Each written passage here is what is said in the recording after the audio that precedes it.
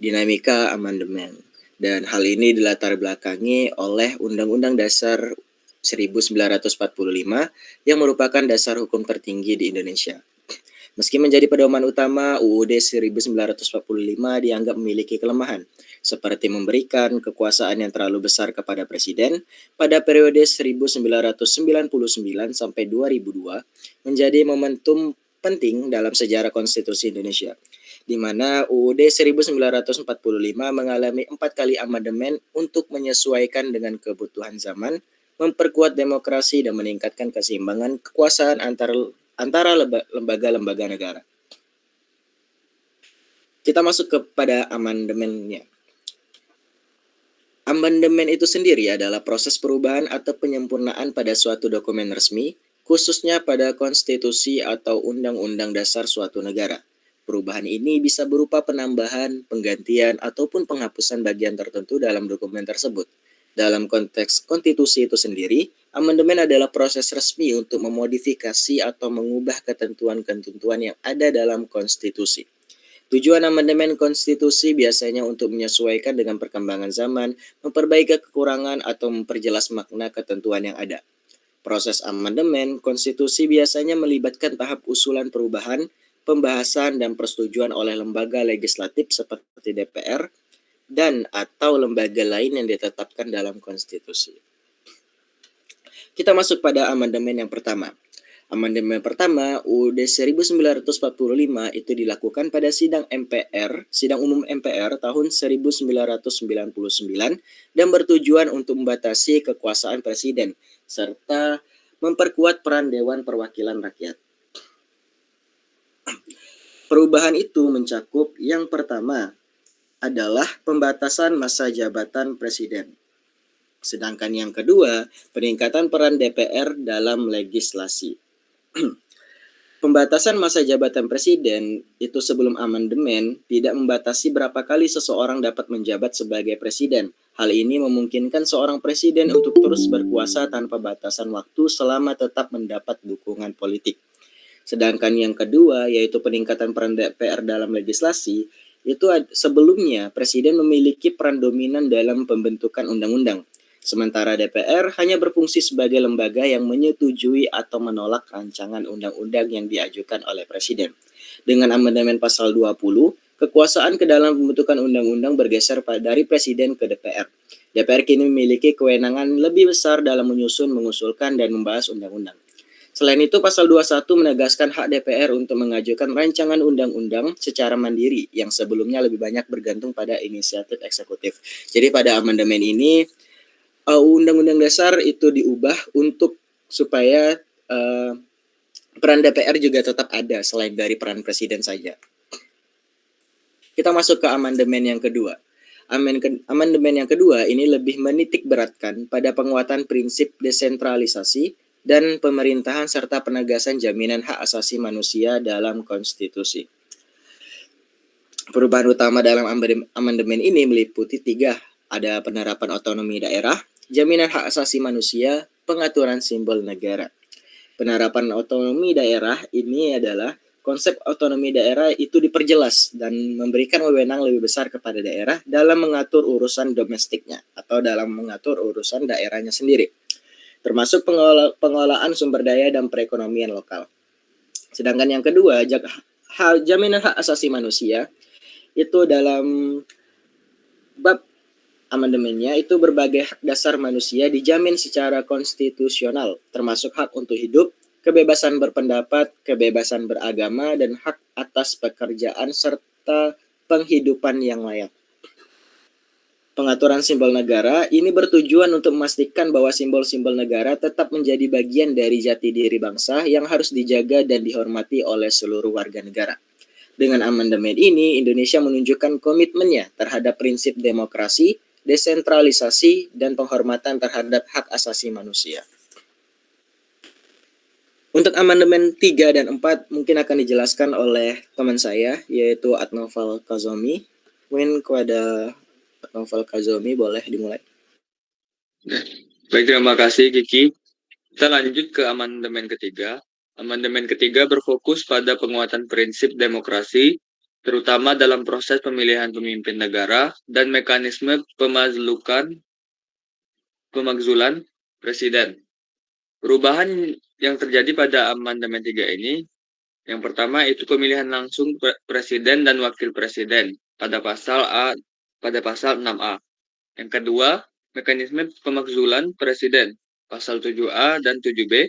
Dan yang ketiga, pembentukan Dewan Perwakilan Daerah atau DPD. Belum selesai, Ki. Untuk perubahan yang pertama, pemilihan langsung presiden dan wakil presiden pada pasal 6A. Sebelum amandemen, presiden dan wakil presiden dipilih oleh MPR, bukan langsung oleh rakyat. Hal ini seringkali menyebabkan ketidakjelasan dalam legitimasi pemimpin negara karena proses pemilihannya sangat politis. Dengan amandemen pasal 6A, pemilihan presiden dan wakil presiden dilakukan secara langsung oleh rakyat melalui pemilu, sehingga lebih mencerminkan kehendak rakyat. Untuk perubahan yang kedua, mekanisme pemakzulan presiden pada pasal 7A dan 7B, sebelum amandemen, tidak ada mekanisme yang jelas untuk memberhentikan presiden jika ia melakukan pelanggaran konstitusi atau penyalahgunaan kekuasaan. Amandemen ini menambahkan prosedur pemakzulan yang melibatkan DPR dan Mahkamah Konstitusi atau MK, sehingga lebih objektif dan transparan. Dan untuk perubahan yang ketiga, pembentukan Dewan Perwakilan Daerah.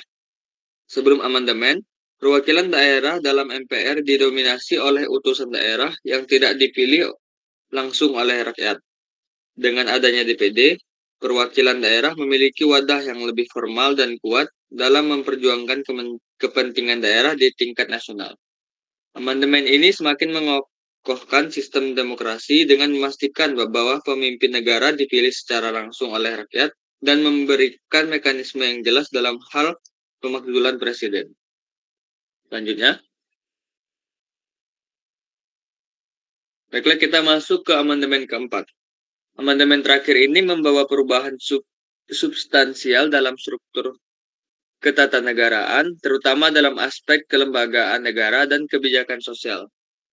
Perubahan mencakup yang pertama penerapan otonomi daerah. Otonomi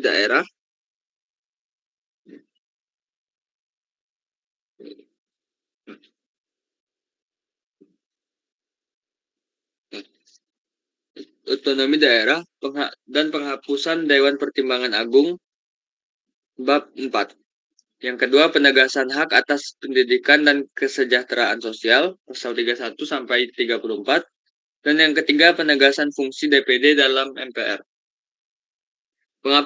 Penghapusan Dewan Pertimbangan Agung bab 4. Sebelum amandemen, Dewan Pertimbangan Agung atau DPA berfungsi sebagai lembaga yang memberikan nasihat kepada presiden, tapi dalam praktiknya kurang efektif. Amandemen ini pun menghapus DPA dan fungsinya digantikan oleh Dewan Pertimbangan Presiden atau One Team Press yang lebih fleksibel dan tidak memiliki kedudukan sebagai lembaga negara tetap. Yang kedua, penegasan hak atas pendidikan dan kesejahteraan sosial pasal 31 sampai 34. Amandemen ini menambahkan ketentuan mengenai kewajiban negara dalam menjamin pendidikan bagi warga negara serta memperkuat peran pemerintah dalam bidang ekonomi dan kesejahteraan sosial. Pasal 31 mewajibkan negara untuk mengalokasikan anggaran pendidikan minimal 20% dari APBN dan APBD. Pasal 33 dan 34 memperjelas kebijakan ekonomi nasional dan tanggung jawab negara dalam memberikan perlindungan sosial bagi masyarakat kurang mampu. Lalu untuk yang terakhir, penegasan fungsi DPD dalam MPR. Amandemen ini memperjelas kedudukan DPD dalam sistem ketatanegaraan, meskipun tetap memiliki keterbatasan dalam hal legislasi dibandingkan dengan DPR. Dengan amandemen ini, sistem ketatanegaraan Indonesia semakin berkembang ke arah yang lebih demokratis dan inklusif, dengan penekanan pada kesejahteraan rakyat serta penguatan institusi negara. Selanjutnya, baiklah kesimpulan yang bisa didapatkan. Amandemen Undang-Undang Dasar Negara Republik Indonesia yang dilakukan pada periode 1999 sampai tahun 2002 membawa perubahan signifikan dalam struktur dan substansi hukum yang bertujuan untuk memperkuat demokrasi, meningkatkan akuntabilitas pemerintah, dan melindungi hak-hak warga negara. Amandemen pertama tahun 1999 membatasi masa jabatan presiden dan memperkuat peran DPR dalam legislasi untuk mengurangi dominasi eksekutif. Sementara amandemen kedua tahun 2000 menekankan desentralisasi melalui otonomi daerah serta menjamin hak asasi manusia secara konstitusional. Amandemen ketiga tahun 2001 memperkuat prinsip demokrasi dengan mengubah mekanisme pemilihan presiden menjadi pemilihan langsung oleh rakyat. Menetapkan prosedur pemakzulan yang lebih transparan, serta membentuk Dewan Perwakilan Daerah atau DPD untuk memperkuat representasi daerah. Amandemen keempat tahun 2002 menghapus Dewan Pertimbangan Agung atau DPA yang kurang efektif, menegaskan hak atas pendidikan dan kesejahteraan sosial sebagai tanggung jawab negara, serta memperjelas fungsi DPD dalam MPR. Dan secara keseluruhan, amandemen-amandemen ini mencerminkan langkah penting dalam menciptakan sistem pemerintahan yang lebih demokratis, inklusif, dan berorientasi pada kesejahteraan rakyat. Selanjutnya, baiklah untuk saran. Yang pertama itu sosialisasi publik, edukasi masyarakat tentang amandemen dan hak konstitusional. Pemerintah perlu meningkatkan sosialisasi dan edukasi kepada masyarakat mengenai perubahan yang dihasilkan dari amandemen UUD 1945, agar masyarakat memahami hak dan kewajiban mereka, serta dapat berpartisipasi aktif dalam proses demokrasi. Untuk saran yang kedua, evaluasi dan penguatan lembaga. Tingkatkan kualitas DPR dan DPD dan sistem pengawasan. Diperlukan evaluasi berkala terhadap dampak amandemen untuk menilai efektivitasnya dalam meningkatkan demokrasi dan kesejahteraan rakyat. Selain itu, penguatan kelembagaan seperti DPR dan DPD harus dilakukan melalui peningkatan kapasitas sumber daya manusia, infrastruktur, dan sistem pengawasan yang lebih baik. Dan untuk saran yang terakhir yaitu optimalkan desentralisasi dan HAM, dukung otonomi daerah dan tegakkan perlindungan HAM secara nyata. Pemerintah pusat perlu mendukung pemerintah daerah dalam pelaksanaan otonomi daerah melalui pendanaan, pelatihan, dan akses informasi. Selain itu, langkah konkret harus dilakukan untuk memastikan perlindungan hak asasi manusia secara konsisten melalui penegakan hukum dan kebijakan publik yang berpihak pada rakyat. Baik, sekian dari saya. Terima kasih. Baik, mungkin kepada teman-teman sekalian, jikalau ada yang ingin bertanya boleh raise hand atau boleh melalui chat. Dipersilahkan.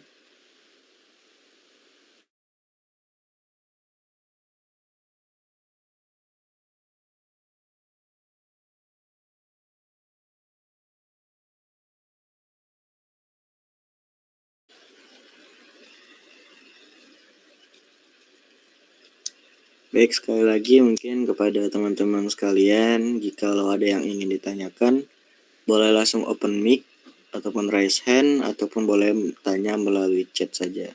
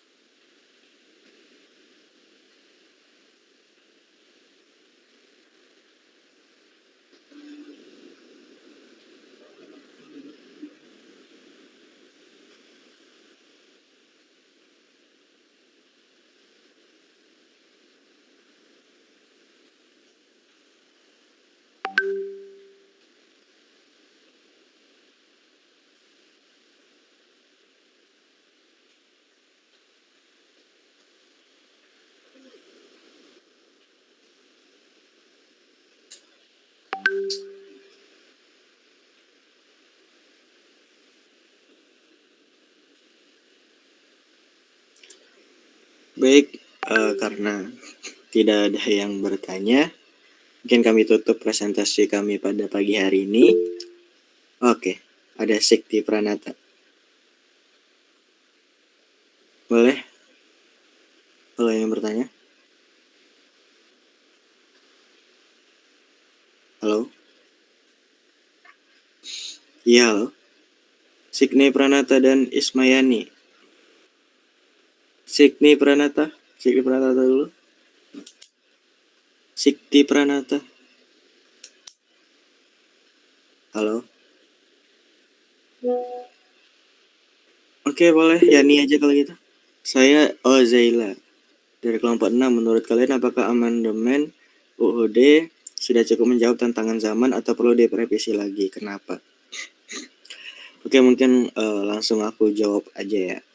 Untuk menurut kami, amandemen UUD 1945 yang telah dilakukan sebanyak 4 kali dari mulai 1999 itu sudah cukup untuk menjawab tantangan zaman. Itu udah cukup untuk menjawab tantangan zaman, dan apabila di masa yang kemudian hari itu zamannya akan berganti dengan sesuatu hal yang lebih urgensinya, sesuatu hal yang lebih urgen lagi, maka perevisian Undang-Undang Dasar itu juga perlu dilakukan. Karena sebagai sebuah hukum yang diterapkan dalam sebuah negara, maka itu harus menjawab tantangan zaman dan dapat diberlakukan dan sebagaimana mestinya, mengikuti zaman yang sedang dialami. Nah, mungkin jawaban kami itu emang sudah cukup untuk saat ini, karena untuk di masa yang akan datang mungkin akan diperlukan revisi lagi mengikuti dengan zaman yang akan dihadapi. Mungkin itu jawabannya. Zeila. Apakah sudah menjawab? Oke, boleh di resennya di ini aja, diturunin. Mungkin kepada Yani tadi, Yani raise hand. Apakah jadi Yani?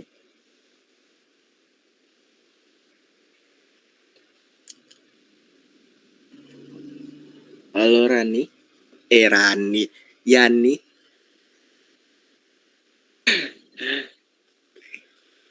Bagaimana pengaruh dari amandemen konstitusi dalam perlindungan hak asasi manusia terhadap hak-hak minoritas kelompok rentan di Indonesia?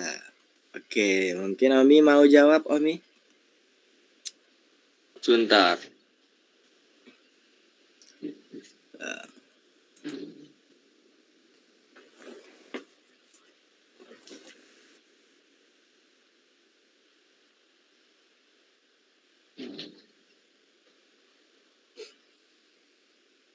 Bentar ya Yani, Omi lagi mikir bentar.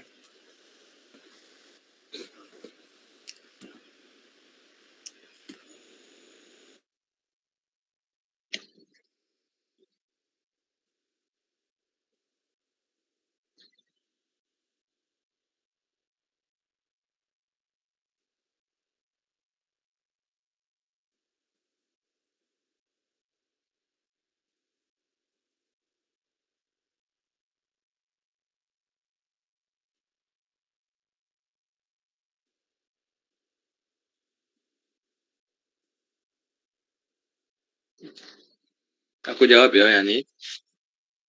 Pertanyaannya, bagaimana pengaruh dari amandemen konstitusi dalam perlindungan hak asasi manusia terhadap hak-hak minoritas dan kelompok rentan di Indonesia? Amandemen konstitusi di Indonesia yang dilakukan antara tahun 1999 hingga 2002 itu membawa dampak yang besar terhadap perlindungan hak asasi manusia dan juga bagi kelompok minoritas dan rentan. Yang pertama itu untuk perlindungan hak asasi jadi konstitusional. Kalau sebelum amandemen, hak asasi manusia itu belum jelas dijamin dalam UUD 1945. Nah, tapi waktu amandemen 2 ditambahin, yang memuat pasal-pasal hak untuk hidup, hak atas kebebasan berpendapat dan beragama, sama hak atas pekerjaan dan penghidupan layak.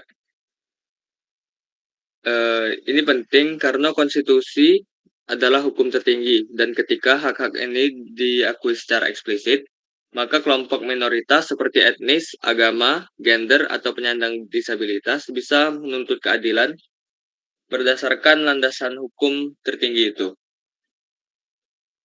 Lalu untuk yang kedua, desentralisasi dan otonomi daerah.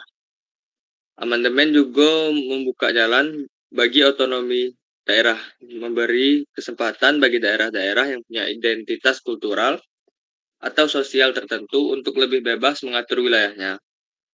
Ini membuka ruang bagi pengakuan terhadap hak-hak komunitas adat atau kelompok minoritas lokal yang dulu terpinggirkan oleh sistem pemerintahan sentralistik.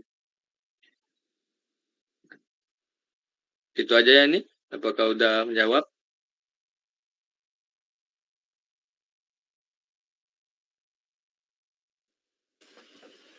Baik, terima kasih kepada Ismayani dan Zaila. Mungkin kalau dilihat nggak ada lagi ya yang mau bertanya. Oleh karena itu kami tutup presentasi kami pada pagi hari ini. Terima kasih untuk teman-teman yang udah hadir dan menyimak pemaparan dari kami. Mohon maaf apabila ada kesalahan dan kekurangan dalam segi penyampaian maupun jawaban. Dari kami kelompok 4 mengucapkan terima kasih. Wassalamualaikum warahmatullahi wabarakatuh. Mungkin saya kembalikan ke Tia.